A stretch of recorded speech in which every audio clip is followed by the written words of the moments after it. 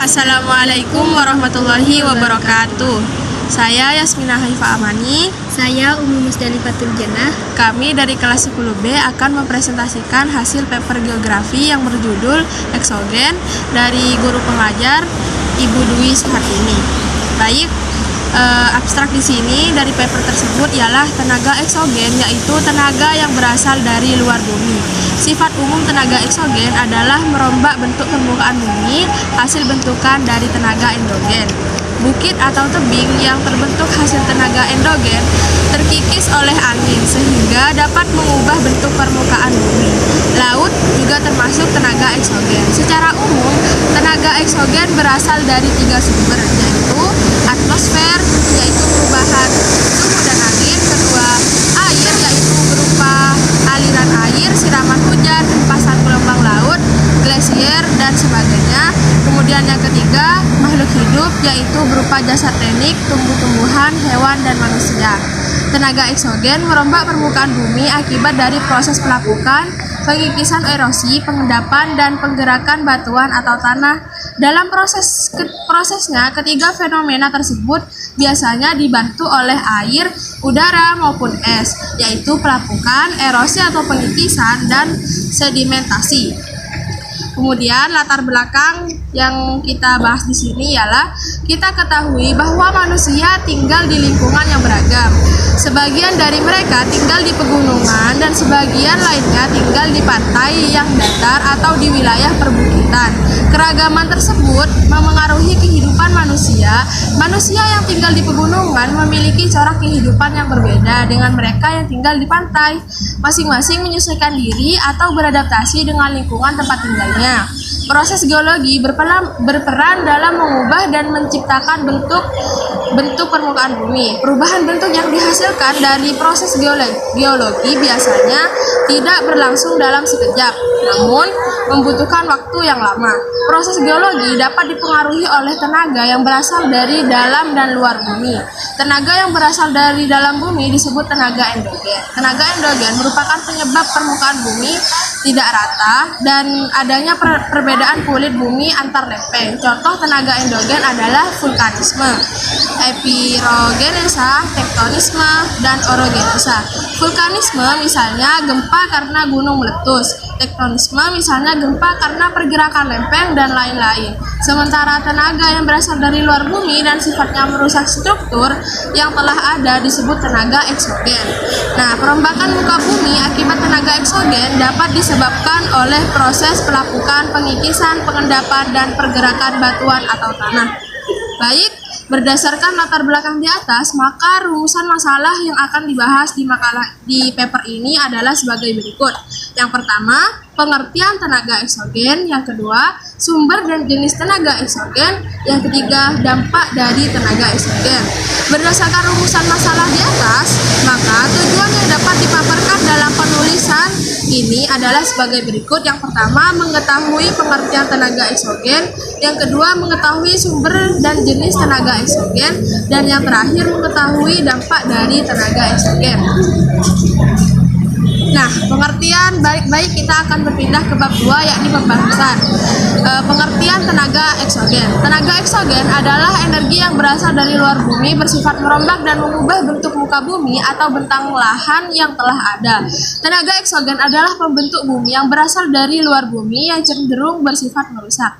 Tenaga eksogen terdiri dari pelapukan, pengikisan, dan pengendapan. Di permukaan laut, bahagian litosfer yang muncul akan mengalami penggerusan oleh tenaga eksogen, yaitu dengan pengenapan, pengikisan, dan pengangkutan serta sedimentasi. Misalnya, di permukaan laut muncul bukit hasil aktiviti plat tektonik atau olakan mantel. Mula-mula bukit dihancurkan melalui tenaga pelapukan. Kemudian, puing-puing yang telah hancur diangkut oleh tenaga air, angin, glasier, atau dengan hanya gravitasi bumi. Hasil pengangkutan itu kemudian diendapkan, ditimbun di bagian lain yang akhirnya membentuk timbunan atau hamparan batuan hancur dari yang kasar sampai yang halus. Kemudian contoh lain dari tenaga eksogen adalah pengikisan pantai. Setiap saat air laut menerjang pantai yang akibatnya tanah dan batuannya terkikis dan terbawa oleh air, tanah dan batuan yang dibawa air tersebut kemudian diendapkan dan menyebabkan pantai menjadi dangkal. Di daerah pegunungan bisa juga ditemukan sebuah bukit batu yang kian hari semakin kecil akibat tiupan angin. Tenaga eksogen disebut sebagai perusak karena menyebabkan rusak hingga hilangnya suatu bentang alam yang ada di permukaan bumi. Maka dapat disimpulkan bahwa tenaga eksogen bersifat destruktif karena dapat merusak dan menghilangkan bentang alam di permukaan bumi. Kemudian B. Sumber dan jenis tenaga eksogen. Sumber tenaga eksogen. Secara umum, tenaga eksogen berasal dari 3 sumber, yaitu atmosfer, yakni perubahan suhu dan angin. Kemudian kedua, air, yaitu berupa seperti aliran air, siraman hujan, hempasan gelombang laut, glasier dan sebagainya. Makhluk hidup. Kemudian yang ketiga ialah makhluk hidup atau berupa jasad renik, tumbuhan, hewan, dan manusia. Kemudian jenis-jenis tenaga eksogen. Perlu diketahui bahwa keempat jenis proses tersebut masuk dalam jenis tenaga eksogen yang akan kita bahas di bawah ini. Yang pertama, pelapukan. Pelapukan adalah sebuah peristiwa hancurnya massa batuan, baik itu secara kimiawi, fisika, ataupun biologi. Pada umumnya, proses pelapukan ini membutuhkan waktu yang sangat lama, di mana proses pelapukan ini bergantung pada faktor berikut. Yang pertama, cuaca atau iklim. Yang kedua, keadaan topografi. Yang ketiga, vegetasi atau organisme. Yang keempat, pelapukan fisik. Dan yang terakhir, pelapukan kimiawi. Kemudian, yakni pengikisan. Nah, di sini akan dijelaskan oleh rekan saya, yakni Umi Musdalifah Fatul. Yang kedua, pengikisan. Pengikisan atau erosi adalah peristiwa pengikisan yang disebabkan oleh media yang bergerak seperti angin, gelombang air laut, ataupun gletser. Berdasarkan jenis perombakannya, erosi terbagi menjadi 5, yaitu erosi oleh air. Erosi air adalah erosi yang terjadi disebabkan oleh air atau air hujan, di mana tingkat curah hujan yang tinggi akan mempengaruhi bentuk daerah yang dilewatinya. Erosi air ini dapat mengakibatkan tebing pada sungai menjadi semakin dalam, lembah menjadi semakin curam, dan terjadi pembentukan batu. Tahap terjadinya erosi dibagi menjadi 4 tingkatan, yaitu erosi percik, erosi lembar, erosi alur, dan erosi kali. Yang kedua, erosi oleh angin. Erosi oleh angin adalah peristiwa pengikisan yang disebabkan oleh pergerakan angin. Proses pengikisan batuan yang disebabkan oleh angin dinamakan sebagai deflasi, sedangkan proses korosi oleh angin disebut sebagai korosi. Biasanya erosi angin ini dapat membentuk lubang-lubang kecil di batuan dan biasanya hal ini ditemukan di daerah gurun atau pantai. Yang ketiga, erosi oleh gletser. Erosi oleh gletser disebabkan oleh lapisan es yang biasanya berada di daerah pegunungan, di mana pengikisan ini terjadi di wilayah yang memiliki 4 musim. Pada musim semi terjadi erosi oleh gletser yang meluncur ke lembah sehingga lereng menjadi terjal. Beberapa bentuk erosi yang disebabkan oleh gletser antara lain adalah cirrus dan palung glasial. Yang keempat adalah erosi oleh gaya berat.